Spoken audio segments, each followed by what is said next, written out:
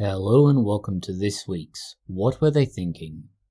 Among the news items we have for you this week is the repurposing of a medication that's actually shown to work, research into giving vision to the blind, the further refinement and development of small human brain organoids that are going to be of great help in future research, and the best quality images of the surface of living bacteria that we have had to date.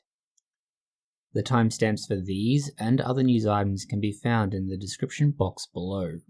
Since COVID first began, there have been a wide variety of cures touted. Some of these are more promising than others. For example, vaccines have been extremely efficacious. Less efficacious, and certainly far less evidenced, are things like hydroxychloroquine and ivermectin. The idea of looking into these drugs is not an outlandish or crazy idea. This is in fact one of the things that's been going on for many drugs over many years now. It's bioprospecting for drugs we already have and can be repurposed. One promising lead that has come out of that is the use of an antidepressant. The antidepressant is a relatively common one, Fluvoxamine. The early published research is somewhat promising. There is a caveat. Like with ivermectin and hydroxychloroquine, these are early stage trials of it.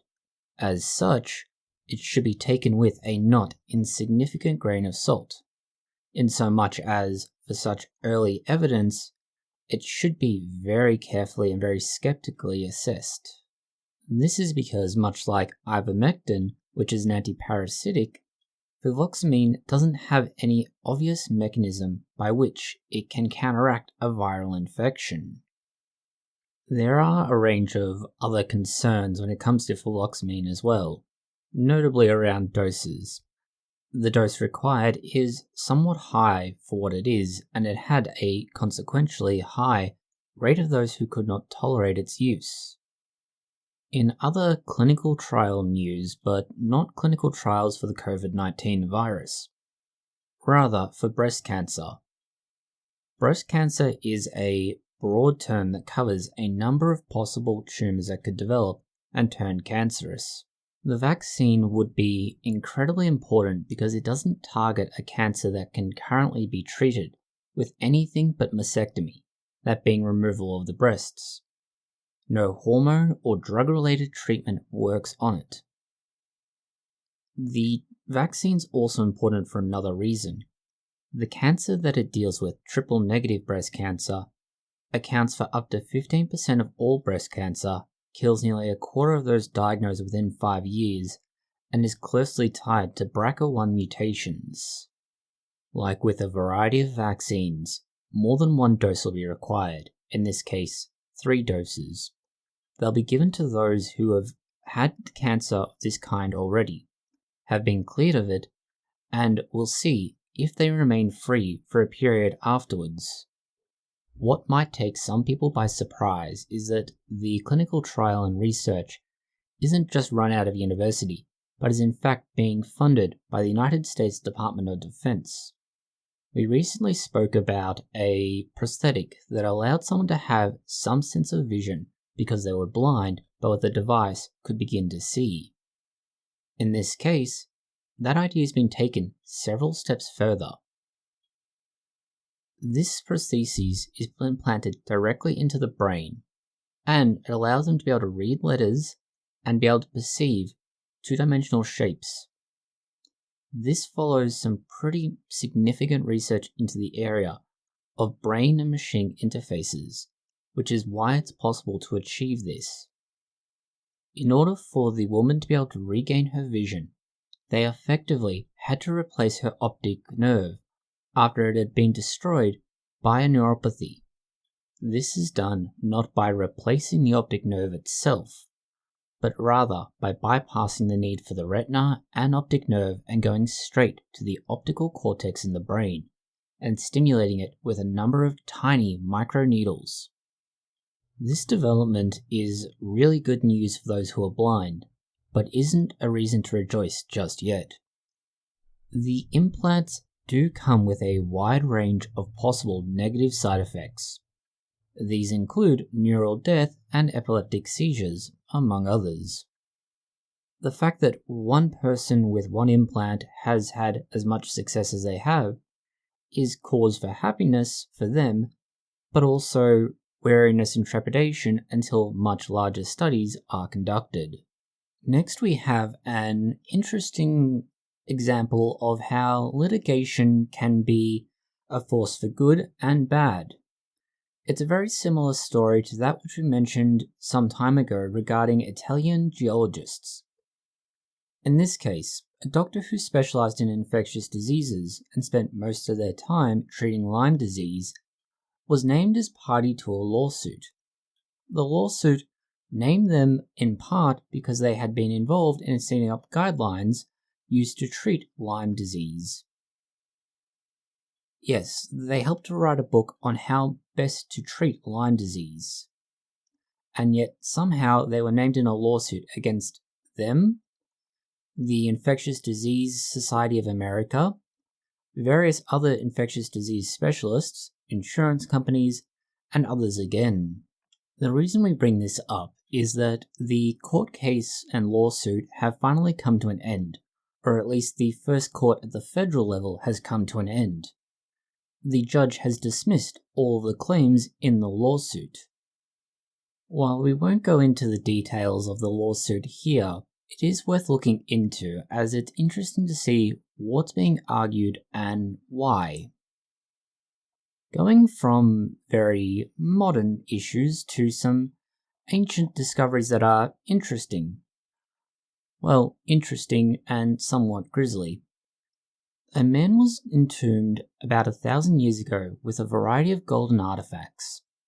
Some of these were painted with a red pigment. This pigment by itself turned out to be cinnabar.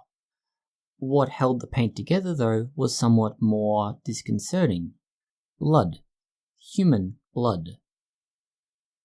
The way they figured out just what made up the paint and what held it together is by using mass spectroscopy and proteomics. Part of what they could figure out was that there was a lot of egg-based protein in this, but there were also other proteins that weren't so obviously related to eggs. 6 of these were human blood proteins: albumin, antibodies, and specifically among the antibodies, IgG. Next we go from ancient relics and artifacts to something very modern. As we mentioned at the start of this video, a further development and refinement of miniature brain organoids. The brain is a very hard thing to replicate outside of a living organism. It is a multi-cell type structure. There are many different factors that play into how it works, and it is extremely complex in the interaction of all the different cells and components that make it up. This means it's rarely possible to be able to simply grow neurons in enough quantity and with the other necessary cells to replicate the brain in a petri dish. This means there are really only 2 ways to do research: animals or biopsy samples if you are extremely lucky. Organoids mitigate much of this. They allow you to develop the same structures, the same complex group of different cells, and see how they interact under different circumstances. These organoids are considered roughly equivalent, if not in size, at least complexity, to a fetus that has been developing for maybe 12 weeks. This means that they can interact, they can engage with each other, but they don't have any sensation. What's even funkier is that they can develop rudimentary eye-like structures, something we have mentioned before. The specific study that we're talking about in this case is about the size of a pea, and it's taken a year to be able to grow it to that size. This feeds back into what we've mentioned. The brain organoid would be an extremely powerful tool to be able to model neuropathologies, and in this case, that's what they've been using: cell samples from a neuropathology. Specifically, amyotrophic lateral sclerosis. This is a diagnosis closely associated with a untreatable neurodegeneration, a sudden and unexpected decline in cognitive function, and then paralysis. The weirdness about this is that it doesn't show up until late in life, and therefore understanding what leads up to that sudden and untreatable condition is simply unknowable, as you don't know about it until the symptoms start to show. Having an organoid structure like this is powerful as a means of being able to effectively generate the same disease, be able to identify what happens at the time before symptoms start to show up. This would allow for some sort of intervention before it becomes untreatable. Still at the microscopic level, but this time moving away from cells in the terms of human biology, but instead to bacteria. Neurons, depending on which one we're talking about, can be substantially larger than a bacterium. Despite their small size, bacteria can be examined visually through the use of a microscope. With a normal light microscope, this may only be limited to be able to identify its shape, maybe beginning to count the number of cells, but generally speaking, it's very rudimentary. More advanced microscopes can do more than this. This is where we get to the interesting images being generated using some of the most powerful microscope technology available now. It starts by taking E. coli and looking at what their outer membrane is. Their outer membrane is an interesting mixture of saccharides, proteins, and lipids. These then allow them to not only be identified by the immune system, but also interact with various things. The same outer membrane, because it's gram-negative, also prevents interaction with certain things, such as many antibiotics that target the peptidoglycan wall. In order for this to even be possible, and the images you are seeing are examples of what they could generate, they had to use something called an atomic force microscope. This gives even greater detail than a scanning electron microscope. The way this works is that it continually sends out a small laser beam, and this measures the shape of what it is scanning. This then generates an image based on the various signals that are received. The information you can begin to see from these images is really important to understand how the bacteria can do what it does. One of the noteworthy observations is there are many tiny little holes spread right across the E. coli. These are tunnels that allow for movement of material in and out of the E. coli. Knowing what these are, how they work, and what they do means they could become novel targets for antibiotics. The final news item we have for you this week regards animals, but at the same time also looking at the weird microscopic details. Baby octopuses may not be the first thing that comes to your mind when you think of the weird and wonderful. However, they are just that, weird and wonderful. What they do is they start growing just like any other organism. Cells proliferate, organs start developing, and the creature grows in size. Where the octopus gets weird is that it has a vast number of organs called Collica's organs that grow over the surface of the octopus's body, and then they eventually die off as they grow older. These weird structures on the baby octopuses aren't exactly known in terms of what they're meant for, but there are two major theories at the moment. One is that it helps with the drag coefficient in water. That is, they can move themselves more easily or resist movement by the tides by having this greater surface area. The second theory is that it could be helping to disperse light around them in such a way that they're harder to identify. The way these strange structures are structured is that they can refract light in multiple directions. This means the young baby octopus's outline is less clear. It makes them harder to catch and eat, which would increase survival rates. As they grow older and bigger, there's no need for this ability to survive, as they either will take care of themselves or they'll be eaten anyway. Both theories are supported from evidence that examined the different species of baby octopuses.